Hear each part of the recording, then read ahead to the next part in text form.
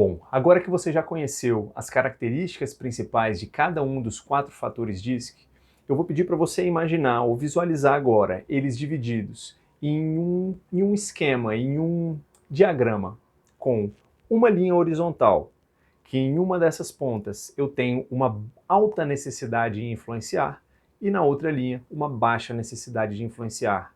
E agora uma outra linha vertical cruzando essa linha, com em uma ponta foco em pessoas e na outra ponta foco em tarefas. Com esse diagrama, eu distribuo os 4 fatores DISC: dominância, influência, estabilidade e conformidade. Começando pela necessidade de influenciar. O que significa isso? A necessidade de influenciar o meio, a necessidade de falar, de expor suas opiniões, de expor seus pensamentos. E nessa ponta aqui, com esse padrão de comportamento, eu tenho os altos influentes e os altos dominantes. São pessoas que em uma roda, em uma conversa informal ou em uma reunião, têm anseio, elas têm a necessidade de dizer o que estão pensando. Elas têm uma ideia e às vezes elas têm dificuldade em, até quando elas não têm um autoconhecimento e não têm ainda um amadurecimento de estratégia de comunicação, elas tendem a ser até um pouco impetuosas e talvez influenciando em momentos onde talvez fosse melhor não influenciar, não falar. Talvez você conheça alguém assim ou talvez você já tenha se visto nessa situação, ok? E os autoinfluentes e autodominantes, dentro dessa alta necessidade de influenciar, eles tendem a ser muito persuasivos, tendem a ter uma facilidade em se entusiasmar e comunicar ideias de forma poderosa. Vamos deixar dessa forma, ok? E no outro espectro, na outra ponta do espectro, eu tenho a baixa necessidade de influenciar, onde estão o autoestável e o autoconforme. O autoestável e o autoconforme, ele se satisfaz estando em uma situação social, estando em um grupo e observando, captando as informações do ambiente, sem a necessidade de expor o que pensa. Então o autoestável, o autoinfluente, pode acontecer dele não concordar com uma situação, não concordar com uma ideia, e ainda assim ouvir e ficar calado, dando a entender algumas vezes que ele concordou. Então, uma atenção de quem tem esses dois perfis elevados, é de ficar atento às situações em que é preciso se posicionar.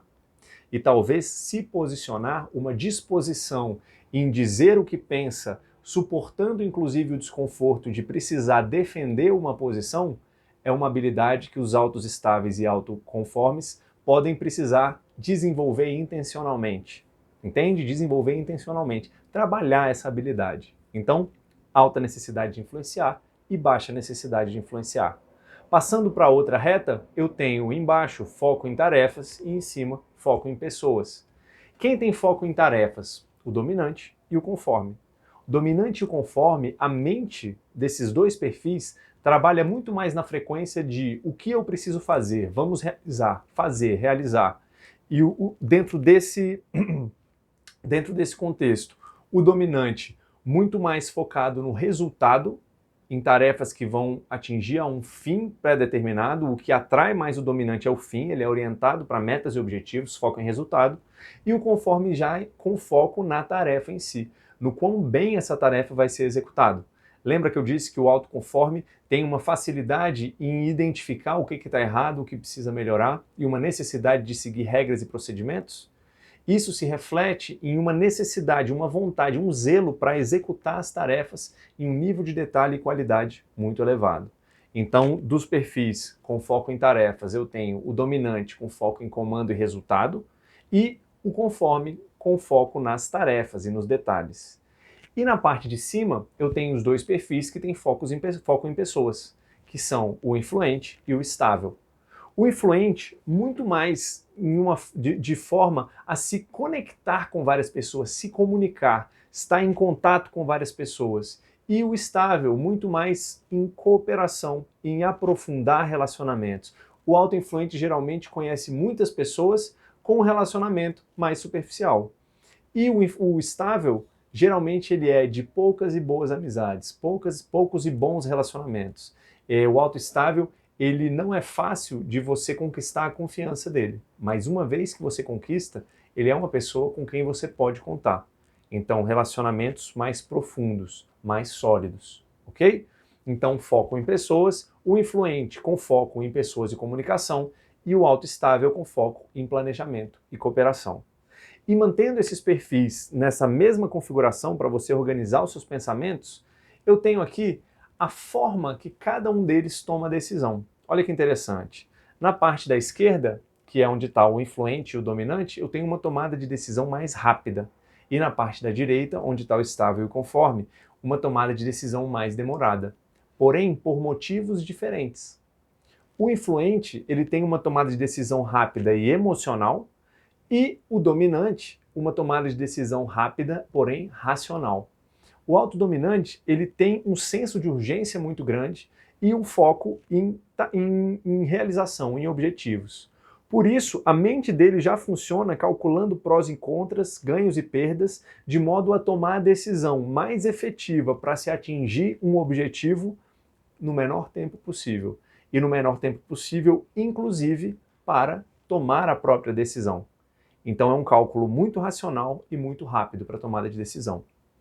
Já o autoinfluente, ele tem uma tomada de decisão rápida, porém mais propensa a ímpetos de entusiasmo. O autoinfluente, ele muitas vezes você não precisa explicar muito o porquê de uma determinada ideia ou opção. Às vezes ele já comprou a ideia quando você falou, ele já se entusiasmou e já foi. Não, tranquilo, vamos para frente, eu tô com você. Não precisa nem explicar. Não precisa nem explicar.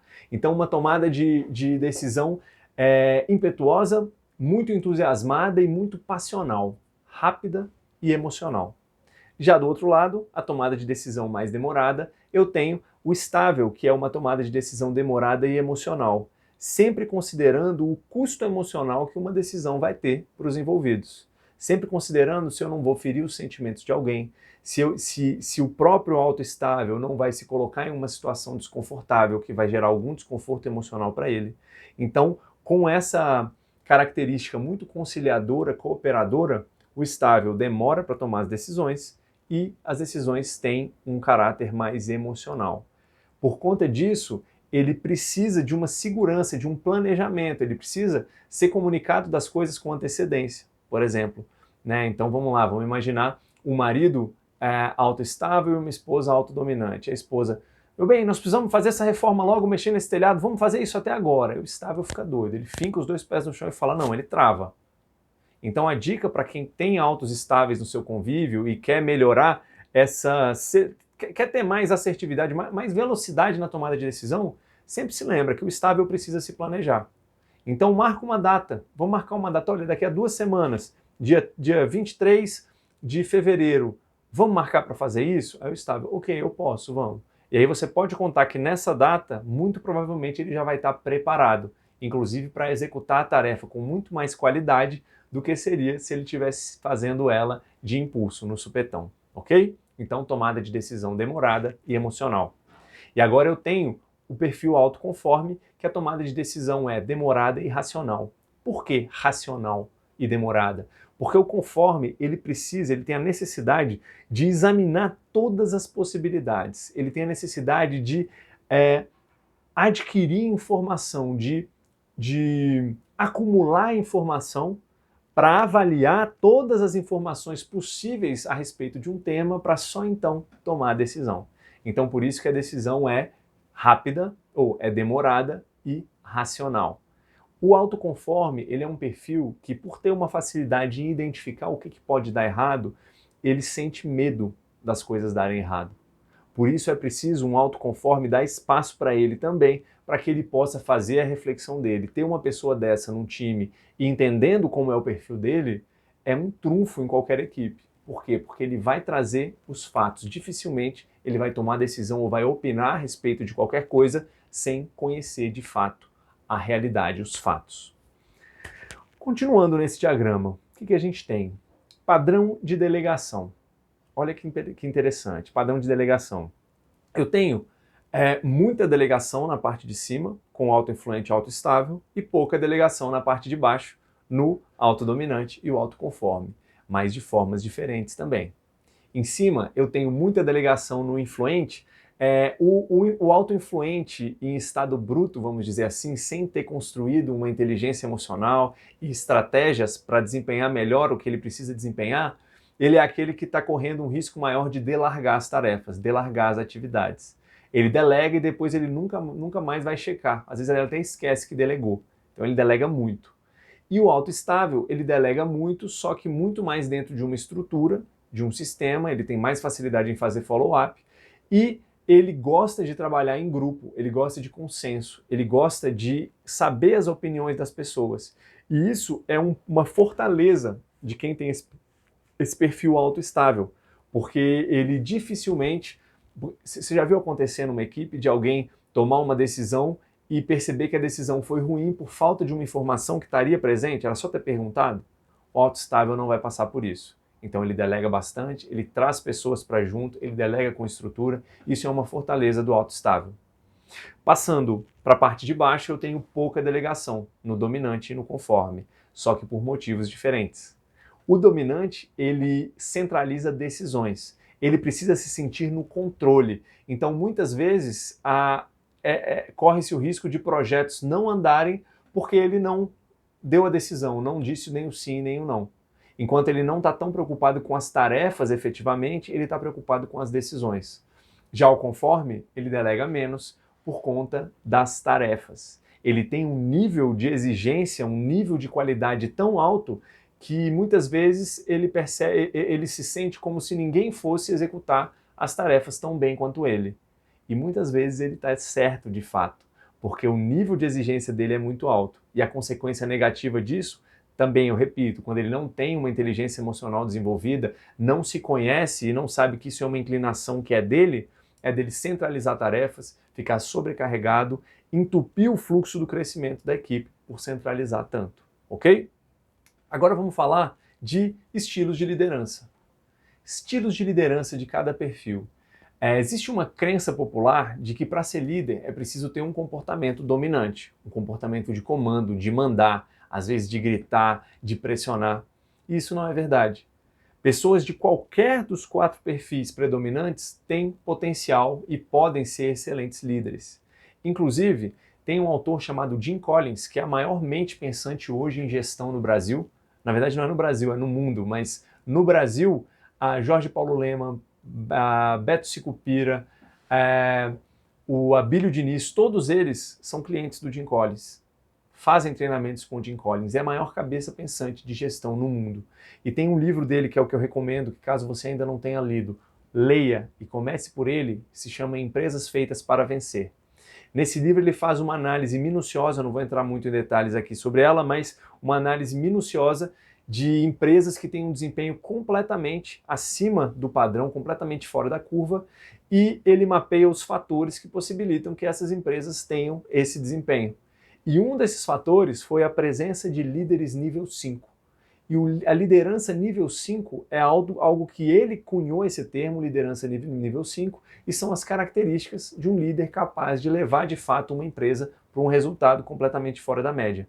E alguns desses atributos desse líder são atributos da alta estabilidade, que são uma pessoa que gosta mais dos bastidores, evita os holofotes, é uma pessoa que tem um comportamento modesto. Veja, eu não estou falando de ser modesto nas metas.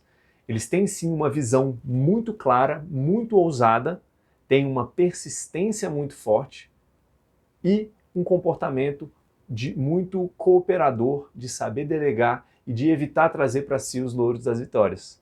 Então, se você estava pensando que o bom líder precisa ser dominante ou precisa ter comportamentos predominantemente dominantes, leia esse livro que você vai entender que não é por aí. O líder situacional, o grande líder, ele tem capacidade de flexibilizar os comportamentos de todos os perfis e de se conhecer, saber o que ele realmente é bom em fazer e saber usar, potencializar esses pontos positivos. Então, o autoinfluente, ele tem uma liderança por conexão, uma liderança inspiradora, uma liderança por se conectar, olhar nos olhos das pessoas e fazer as pessoas quererem seguir na direção que ele tá levando o time. Já o líder autoestável, ele tem uma liderança por planejamento, Uma liderança meticulosa, que planeja, que faz com calma e que faz as pessoas acontecerem. Que faz os objetivos acontecerem, trazendo as pessoas consigo, delegando com calma, com processo. Já o líder que é autoconforme, ele tem uma liderança que é chamada de liderança por controle, ele é muito de processo, de controles. Então, uma empresa liderada por um autoconforme certamente vai ter uma estrutura de processos, de procedimentos que reduz muito a chance de acontecerem erros. Então, esse é um tipo de liderança também que funciona muito bem.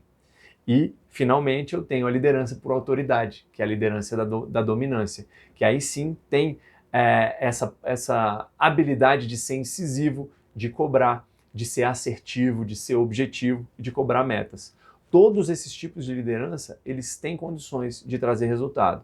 O que você precisa entender é em qual deles você está mais confortável e decidir ficar nesse estilo de liderança, se comportando dessa forma, pela maior parte do tempo possível e flexibilizando quando é necessário.